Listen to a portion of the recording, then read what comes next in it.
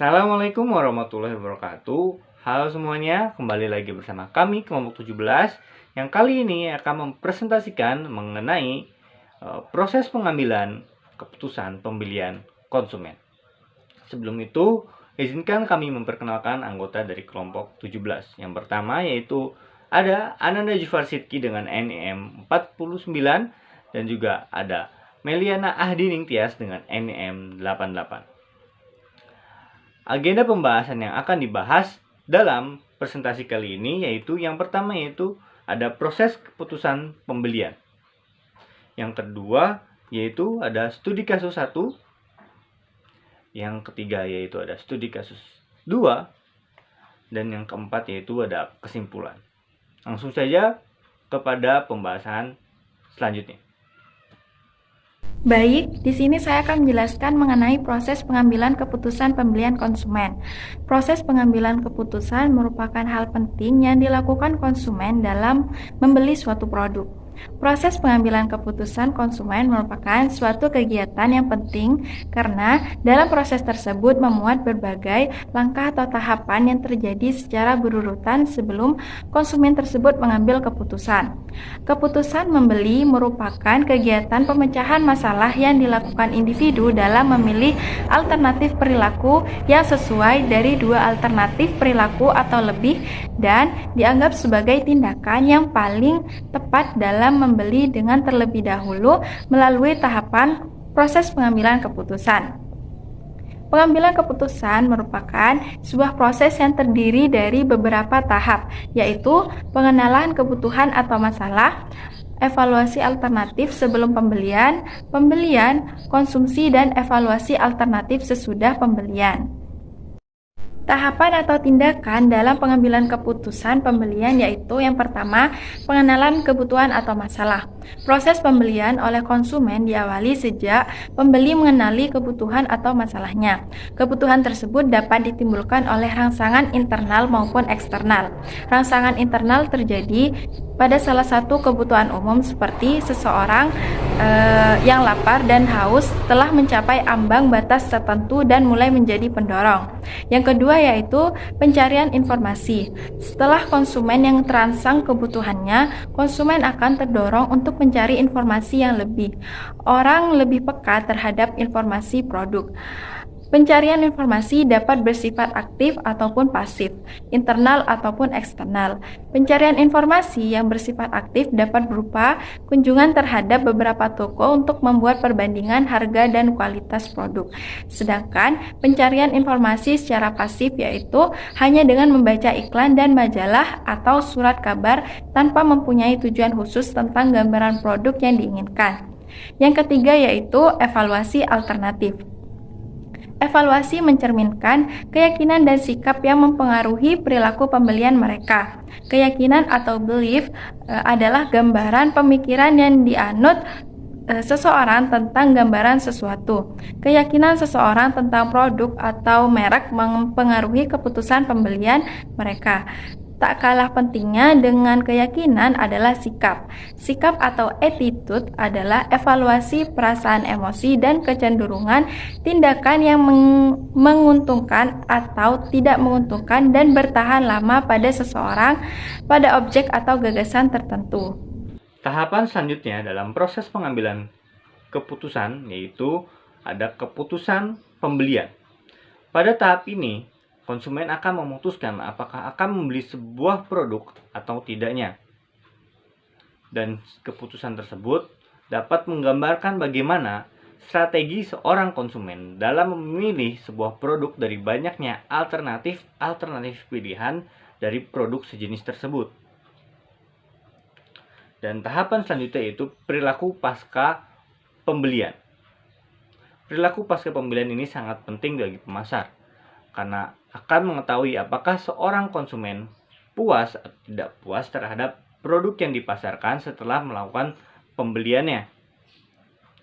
Karena dari perilaku pasca pembelian ini dapat dilihat apakah konsumen berpotensi untuk melakukan pembelian kembali atau tidak. Dan jika tidak, harus dianalisis apakah aspek yang tidak membuat konsumen puas tersebut. Karena Jika konsumen sudah membeli suatu produk, maka akan dibandingkan dengan produk-produk lainnya yang sejenis, baik produk A ini lebih mahal, produk B ini lebih murah, maka kita bakal lebih memilih produk B karena kualitasnya sama, seperti itu. Selanjutnya yaitu studi kasus. Studi kasus yang pertama yaitu berjudul Proses Keputusan Pembelian Produk Bayam Hidroponik, dengan tujuan untuk mengetahui karakteristik konsumen produk bayam hidroponik dan keputusan pembelian konsumen produk bayam hidroponik. Metode yang digunakan yaitu metode analisis data. Dalam penelitian ini adalah analisis deskriptif. Data diperoleh dari daftar pertanyaan yang diajukan melalui kuesioner dan disajikan dalam bentuk tabulasi dengan menggunakan analisis deskriptif. Selanjutnya yaitu hasil dan pembahasan. Yang pertama, mengenai pengenalan kebutuhan. Diketahui pengenalan kebutuhan konsumen terdapat pada motivasi membeli produk bayam hidroponik tersebut.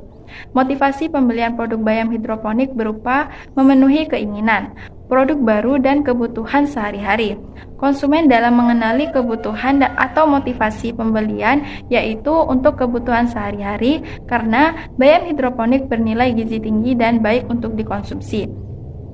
Persentase dari setiap motivasi yaitu memenuhi keinginan sebesar 35%, produk baru sebesar 24%, dan kebutuhan sehari-hari sebesar 41%. Yang kedua yaitu pencarian informasi. Mayoritas konsumen dalam mencari informasi atau mendapatkan informasi yaitu berasal dari media sosial dengan tingkat persentase sebesar 53%. Banyak konsumen yang mendapat informasi mengenai produk bayam hidroponik melalui media sosial karena dasarnya promosi atau penyebaran informasi dari pihak produsen terjadi di sosial media seperti melalui WhatsApp. Selanjutnya, sumber informasi yang kedua yaitu melalui teman atau anggota keluarga sebesar 35% dan ketiga secara langsung dari produsen bayam hidroponik sebesar 12%. Selanjutnya yaitu evaluasi alternatif. Konsumen dalam evaluasi ini yaitu tertuju pada kualitas sebesar 50% dan harga bayam hidroponik itu sendiri sebesar 35%. Harga yang ditawarkan untuk produk bayam hidroponik lebih tinggi dibandingkan dengan harga produk bayam non-hidroponik. Namun meskipun harganya lebih tinggi, kualitas bayam hidroponik lebih bagus dan segar, sehingga konsumen lebih tertarik untuk membeli bayam hidroponik. Dan yang ketiga yaitu pelayanan sebesar 15%. Yang keempat, keputusan pembelian. Diketahui bahwa proses pembelian produk bayam hidroponik yaitu dilakukan secara terencana sebesar 59%. Konsumen merencanakan untuk membeli produk bayam hidroponik untuk kebutuhan sehari-hari. Proses keputusan pembelian produk bayam hidroponik juga dilakukan dengan tidak direncanakan sebesar 35% dan keputusan pembelian secara mendadak sebesar 6%. Yang kelima yaitu perilaku pasca pembelian.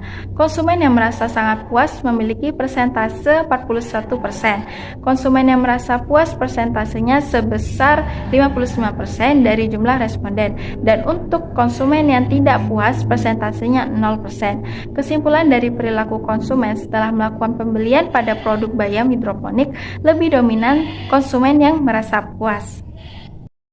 Studi kasus yang kedua. Dengan judul artikel Proses Pengambilan Keputusan Pembelian Sayuran Hidroponik di Kota Bandar Lampung. Dengan tujuan penelitian ini yaitu untuk mengembangkan strategi pemasaran produk sayuran hidroponik. Maka sebelumnya kita harus mengetahui perilaku konsumennya.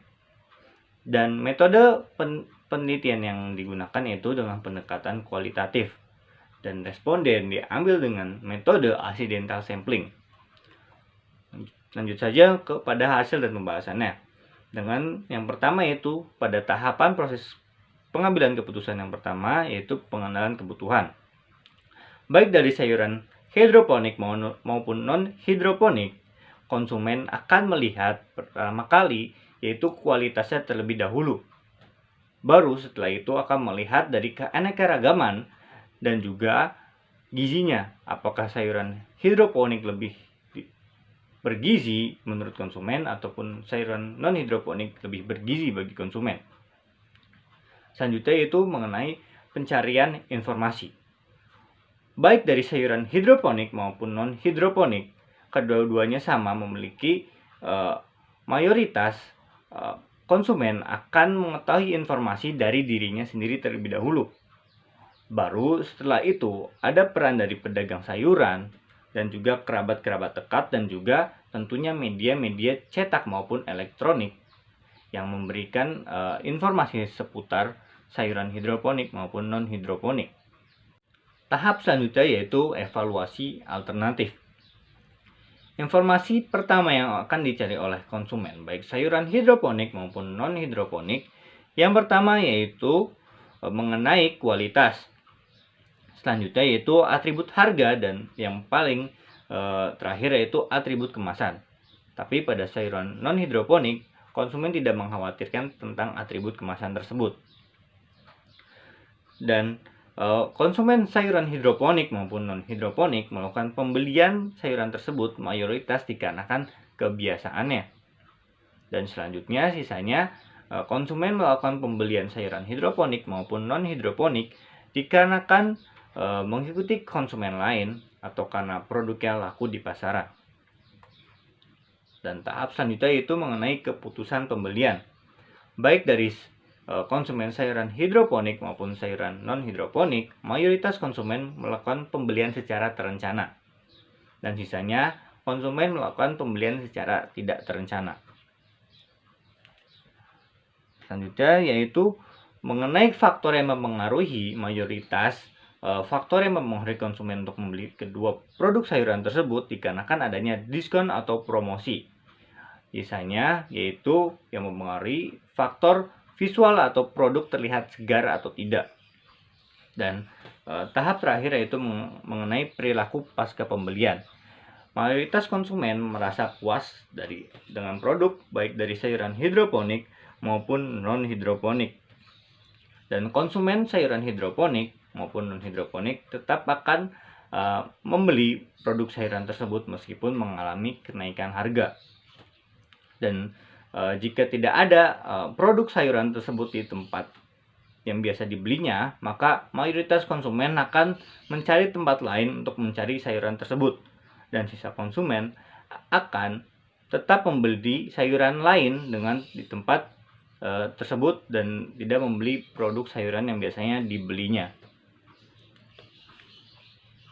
Berdasarkan materi dan studi kasus, dapat disimpulkan bahwa pentingnya proses keputusan pembelian harus dilakukan oleh seorang pemasar untuk mengenali perilaku konsumennya. Hal ini agar pemasar dapat merancang strategi pemasaran yang tepat untuk produk yang akan dipasarkan nantinya. Dalam berbagai tahapan dalam proses keputusan pembelian konsumen, juga dapat diketahui bahwa seseorang konsumen sayuran sangat mementingkan kualitas produknya.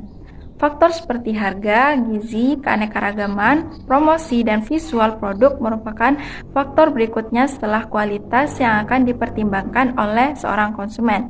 Lalu, berdasarkan pencarian informasi, dapat diketahui juga bahwa individu seorang konsumen yang berperan besar dalam melakukannya. Baru setelah itu terdapat informasi dari lingkungannya, baik penjual maupun kerabat.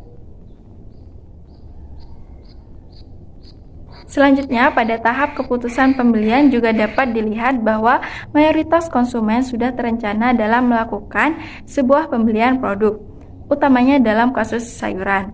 Keputusan yang tidak terencana dan dadakan tidak mendominasi sebagai keputusan pembelian yang dilakukan konsumen. Dapat diketahui dari kedua artikel bahwa mayoritas konsumen merasa puas dengan produk sayuran hidroponik yang dijual, dan mereka juga akan mencari produk yang sama di tempat lain jika tidak tersedia di toko langganan mereka. Cukup sekian penjelasan kami mengenai proses pengambilan keputusan pembelian dan contoh studi kasus.